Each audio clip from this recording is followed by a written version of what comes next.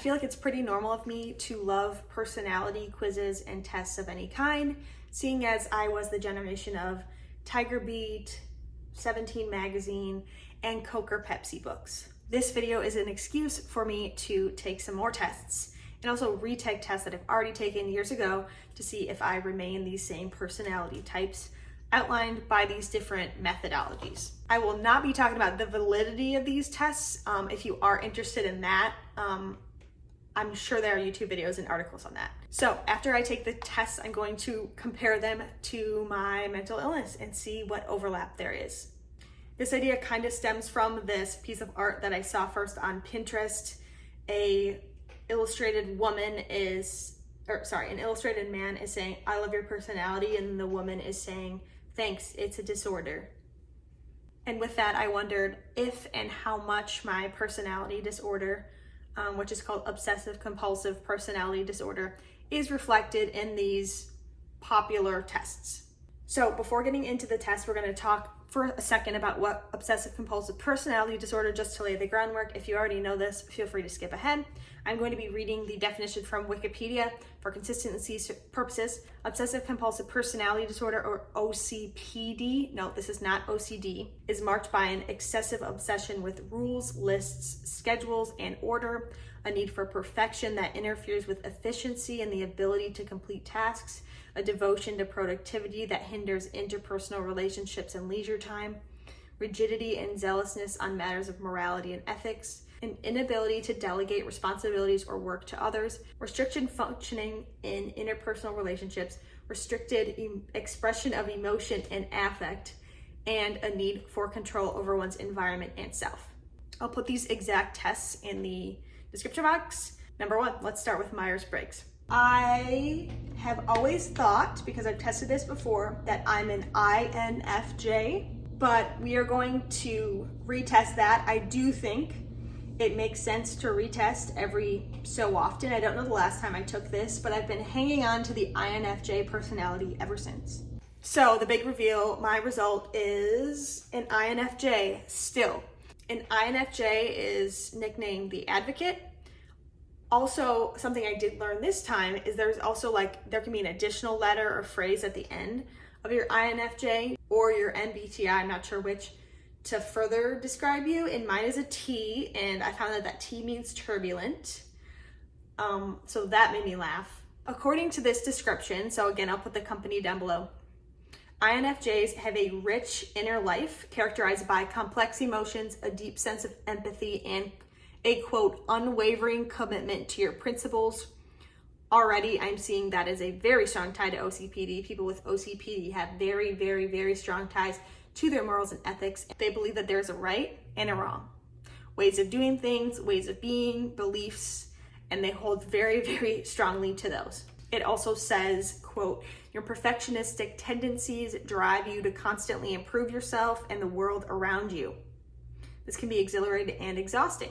For this, I would sum up a quote that I've actually created that's something to the effect of, being perfect is possible, but it's not sustainable. And that means, you can do things exactly your way to an extent, certain things, but if you keep doing this over time, it leads to burnout and an exhaustion. It also brings me to this question that I often ponder, which is at what point does your self-awareness, do you become too self-aware? Okay, additionally, it says, quote, you may struggle to bring your visionary ideas into reality due to self-doubt or fear of criticism.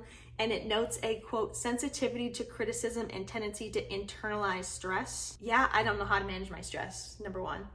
It's not necessarily just an OCPD problem, but fear of criticism and the inability to take criticism well is something I've talked about before on my channel. I will put the link down below and the blog post in case you're a reader. The stuff that I'm hearing about, self-doubt and self-criticism, is also characteristic of OCPD. We try to keep things in our control. And basically, I don't want these flaws or insecurities to get their way out into the world. And so when someone brings me back a criticism, I'm like, oh shit, it's made its way. Shame on me.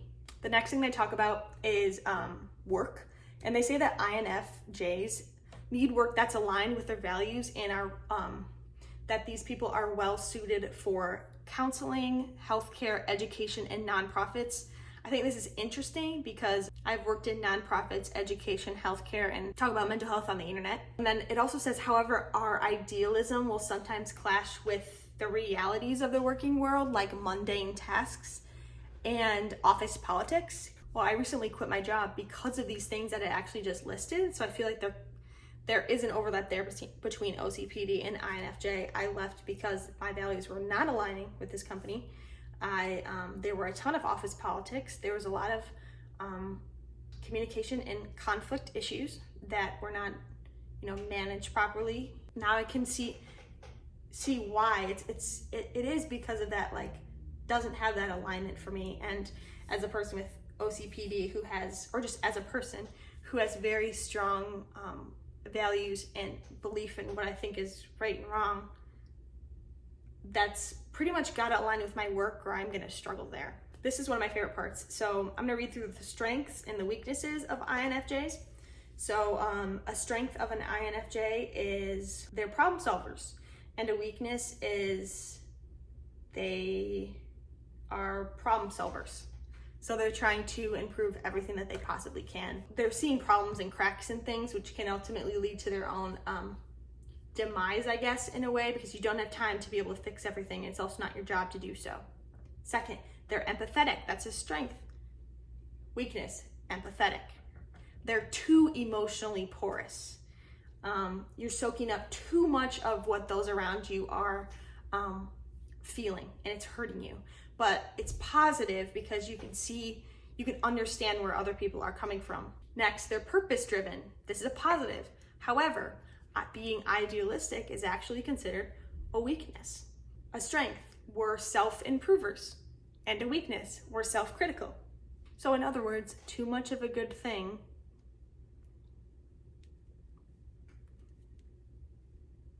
This article suggests that INFJs should work on improving their assertiveness skills so that they can set boundaries well and better communicate their needs. I think that's a word for word goal in my therapy goals.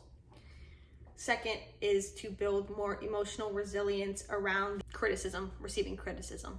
All right, let's move on to the Enneagram. My understanding as far as learning about the Enneagram in college, when it was kind of a big thing, 5 years ago or so, is that I'm type 1. And my understanding is you can't just take a test for Enneagram. You're supposed to sit with and learn them pretty well, because you might seem something on one level but find out you're actually more like this other number. I found out what I am on the Enneagram, and I'm a 1 once again, so that didn't change. I don't think I was expecting these to change, but I think it would have been interesting if they had. So Enneagram type 1s are called the improvers. You likely heard that's also an INFJ thing pretty much. Enneagram type 1s are described as dutiful, conscientious, responsible, principled, and disciplined. Again, they are idealistic. All of these words that I just used, dutiful, conscientious, responsible, principled, and disciplined, can all be considered good, but if you do them too much and you're too much of these things, it's actually not great for you. The Enneagram type 1 says, quote, at their core, they are defined by their perceptions of right and wrong and their commitment to doing things right. That's the definition of OCPD. So yes, Enneagram 1s and OCPD, I'm seeing the overlap. I'm seeing the Venn diagram. And I love a Venn diagram as much as our future president does. It also notes that type 1s have trouble relaxing, and they have a problem with trying to make things as perfect as possible and getting as much they feel like they have to earn their shower, so they have to do all these things throughout the day in order to enjoy themselves. This is reminding me of having schedules, timelines, and to-do lists. That goes back to that definition of OCPD from Wikipedia. Finally, let's go on to the high five test, which is it's part of Strengths Finder and Clifton Strengths, if you've heard of that. Last time I took the Strengths Finder test, my themes were achiever, responsibility, developer, strategic, and empathy. Okay, I just took it. It's 120 questions, which seems like a lot, but I just tried to fly through it. Okay, so my high five are timekeeper, empathizer, philomath. In British English, it is generally said as philomath. Philomath. In the US, it is sometimes also pronounced as philomath. Timekeeper, empathizer, philomath, thinker and problem solver. Timekeeper. Quote, they enjoy setting up processes, timelines, and plans. Literally, I think almost exactly word for word from that Wikipedia definition of OCPD, where they talk about rules, schedules, and timelines. It says they may feel confused in chaotic circumstances where neither the outcomes nor the ways to achieve these are clear. I see this in myself as someone who lives with OCPD, in that when things like aren't going the way that you expect, it's just another version of like not being able to control them. One version of feeling like you might have control of something you don't have control over is going through it in your head and coming up with expectations. Well, when even those get thrown out the window, I mean, forget about even the illusion of control. Like, help me. Next, we've got, again, the empathizer. It says good at understanding how others feel. Interesting that this seems to be coming up in all three of these, where there are other laps to OCPD, but we don't really talk about this in the definition of OCPD. So I just wonder about that. The only thing it does talk about is restricted expression of emotion and affect. So like maybe you're empathizing more with others, but you're just not sharing as much. Next, the philomath or the philomath just means that you love learning and exploring many interests. I don't know if this is characteristic of OCPD. I don't think it is. Next, we have thinker, where they are prone and like introspection, alone time, and intellectual conversations.